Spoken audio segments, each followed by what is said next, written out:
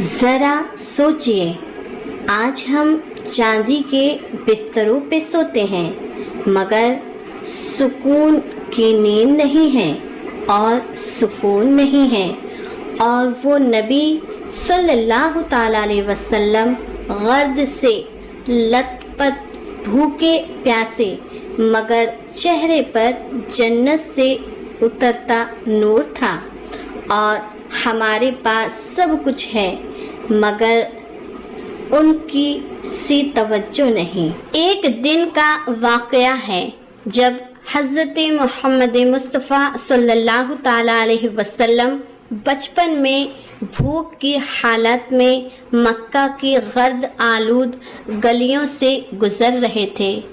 کچھ ہی فاصلے پر ابو جہل کا کھجوروں کا باغ تھا۔ ابو جہل جو آپ کا چچا ہے، ابو جہل ایک یہودی شخص کے ساتھ مل کر کھجوروں کو ایک بوری میں بھر رہا تھا۔ نبی محمد صلی اللہ تعالیٰ علیہ وسلم اس وقت بھوک کی شدت میں تھے، اسی لیے 2 کھجوروں کی امید لیے ابو جہل یعنی اپنے چچا کے کھجوروں کے باغ کی طرف بڑھنے لگے۔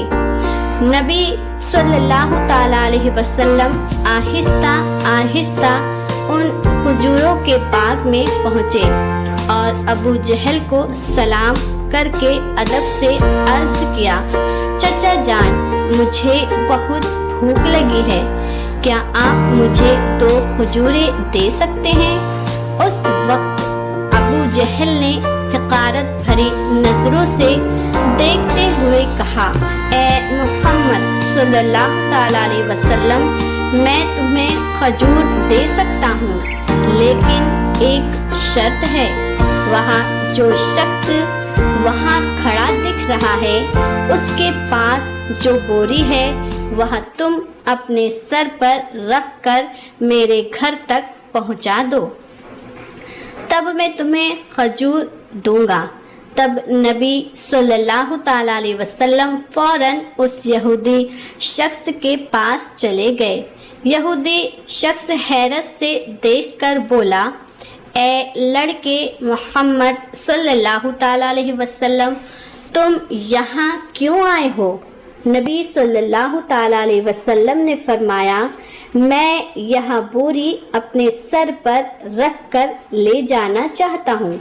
یہودی شخص نے کہا، اس چھوٹی سی عمر میں کیا تم یہاں بوری اٹھا سکو گے؟ نبی صلی اللہ تعالیٰ علیہ وسلم نے فرمایا، یقیناً اٹھا سکتا ہوں۔ پھر محمد صلی اللہ تعالیٰ علیہ وسلم نے گرد سے اٹے جسم کے ساتھ بوری اپنے سر پر رکھ لی اور چلنے لگے۔ چھوٹے چھوٹے ننھے ننھے قدموں سے تھکا ہوا جسم لے کر، لیکن چہرے پر ایک غیر زمینی سکون تھا۔ اس کے پیچھے ابو جہل اور وہ یہودی شخص بھی چل رہے تھے۔ کچھ دیر بعد وہ بوری ابو جہل کے گھر کے سامنے رکھ دی گئی۔ یہودی شخص نے وہ بوری اندر ایک کونے میں رکھ دی۔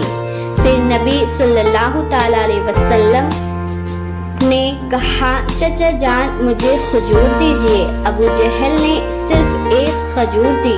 تب نبی صلی اللہ تعالیٰ علیہ وسلم نے عرض کیا، چچا جان، کیا آپ ایک اور کھجور نہیں دیں گے؟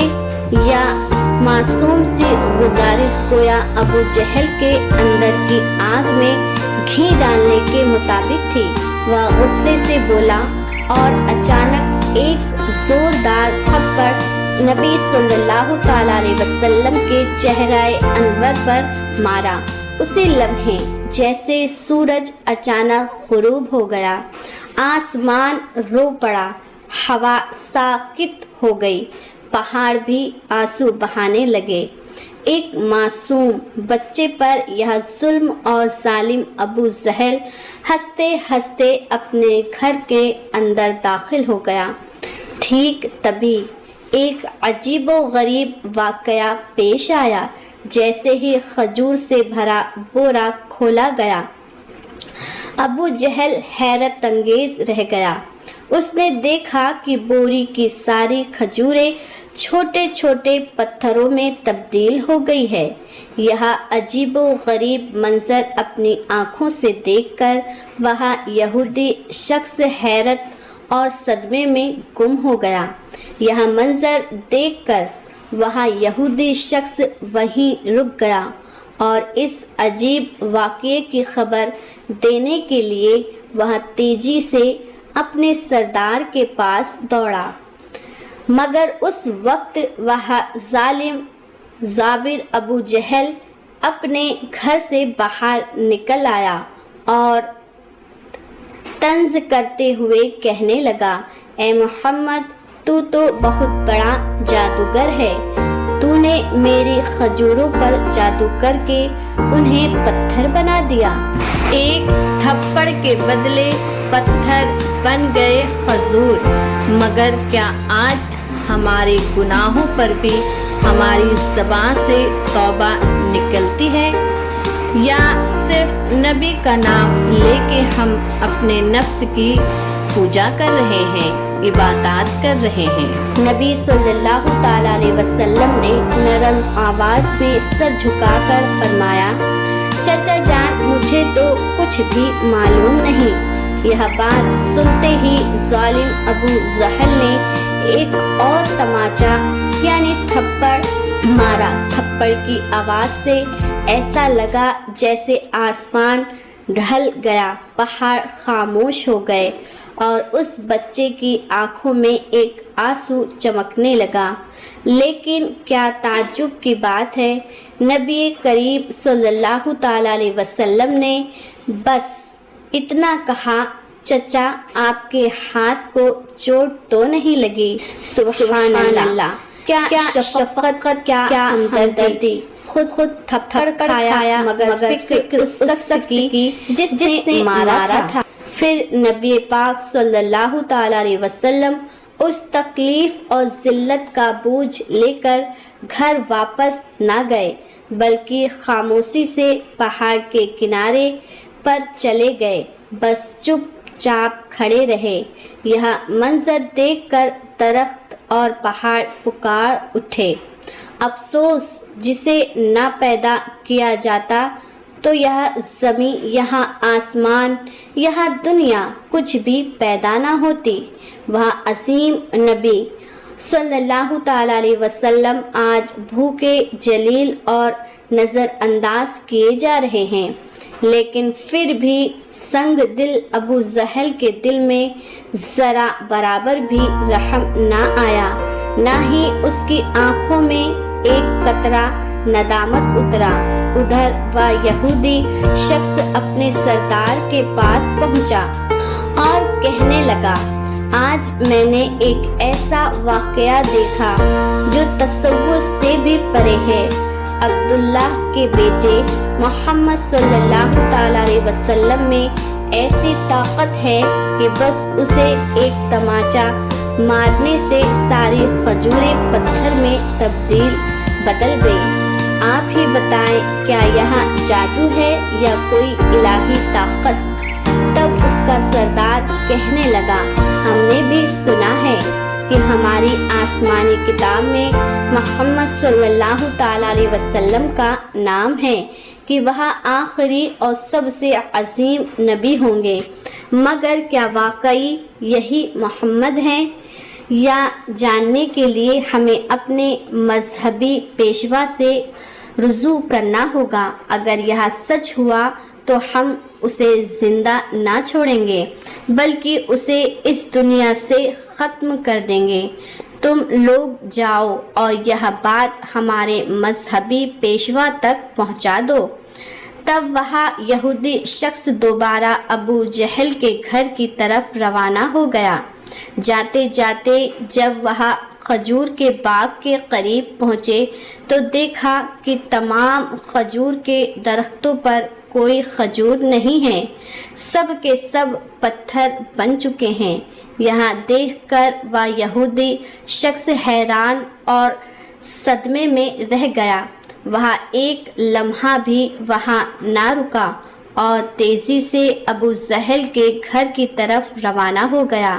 ابو جہل کے گھر پہنچ کر وہ کہنے لگا، بھائی آپ کے کھجور کے باغ کی تمام کھجوریں تو پتھر میں بدل گئی ہیں، اگر آپ اب اسے واپس نہ لا سکے تو بہت بڑا مالی نقصان ہو جائے گا۔ اس کا حل یہی ہے کہ محمد صلی اللہ تعالی علیہ وسلم سے معافی مانگو۔ مگر ابو جہل معافی مانگنے والا شخص نہ تھا، بہت ظالم اور بہت چالاک تھا۔ اس نے چالاکی سے کہا، ٹھیک ہے چلو ہم محمد صلی اللہ تعالی علیہ وسلم کے گھر جا کر دیکھتے ہیں۔ یہاں کہتے ہوئے وہ نبی محمد صلی اللہ تعالی علیہ وسلم کے گھر کی طرف روانہ ہوئے۔ نبی صلی اللہ تعالی علیہ وسلم اس وقت اپنے چچا ابو طالب کے ساتھ رہتے تھے۔ چچا ابو طالب اس وقت گھر میں اکیلے تھے۔ کچھ ہی دیر بعد ابو جہل وہاں آ پہنچا اور کہنے لگا، اے ابو طالب، محمد صلی اللہ تعالی علیہ وسلم نے یہاں جادو کہاں سے سیکھا ہے؟ وہاں تو بہت بڑا جادوگر نکلا، اس نے میری تمام کھجوریں پتھر بنا دی ہیں۔ کہا گیا ہے، کیا تمہیں کچھ پتا ہے؟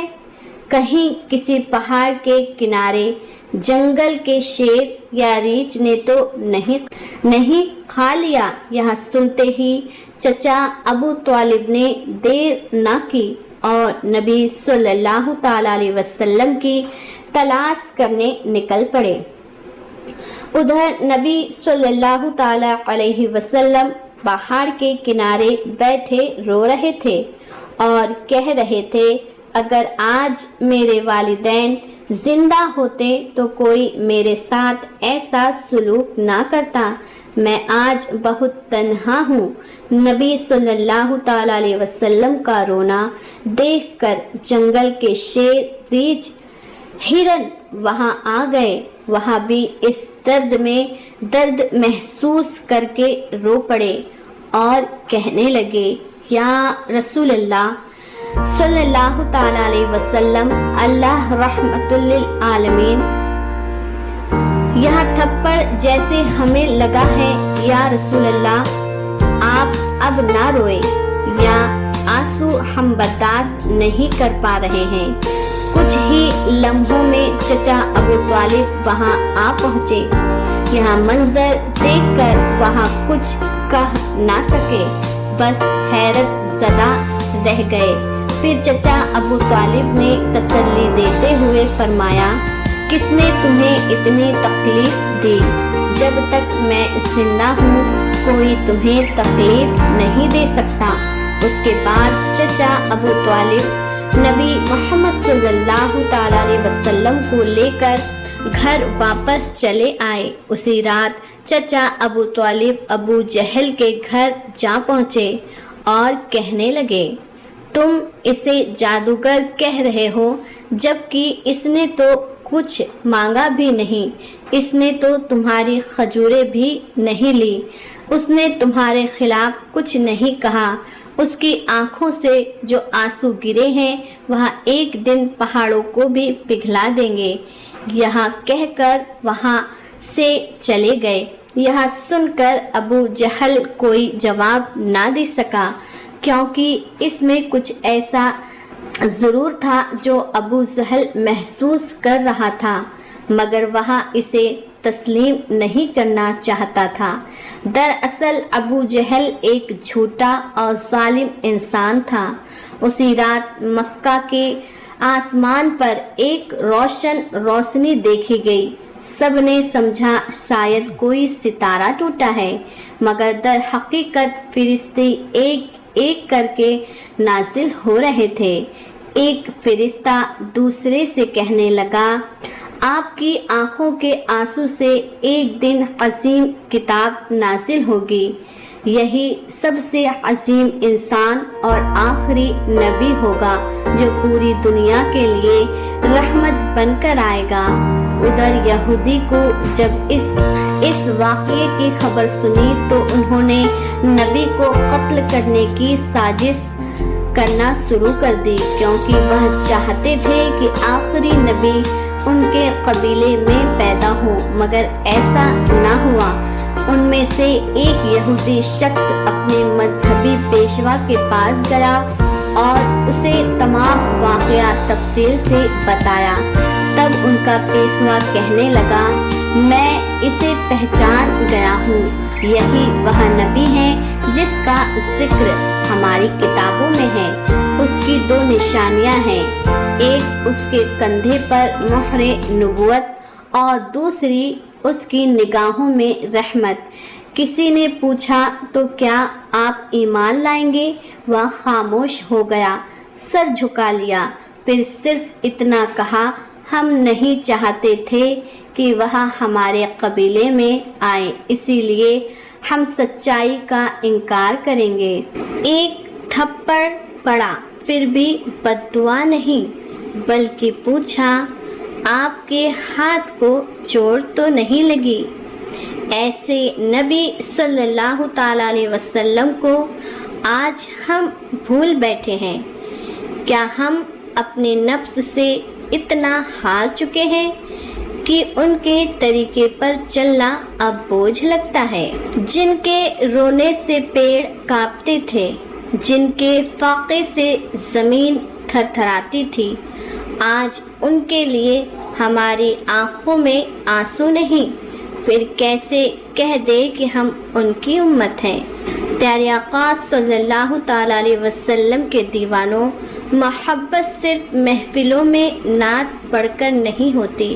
मोहब्बत होती है जब आंखें नम हो जाएं, जब गुनाह के सामने दिल कांप जाए और जब कोई गरीब खड़ा हो तो याद आए, मेरा नबी सल्लल्लाहु ताला अलैहि वसल्लम भी भूखा रहा था। अगर आज मोहम्मद सल्लल्लाहु ताला अलैहि वसल्लम हमारे सामने आ जाएं और हमारे हालात देखें तो क्या वह मुस्कुराएंगे या रो देंगे?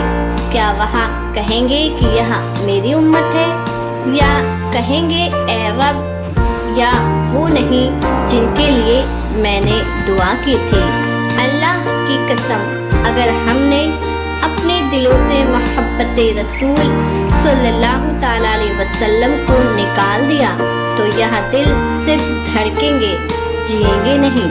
अब भी वक्त है, वापस लौट आए उस दर पे जिसने कभी लौटाया नहीं।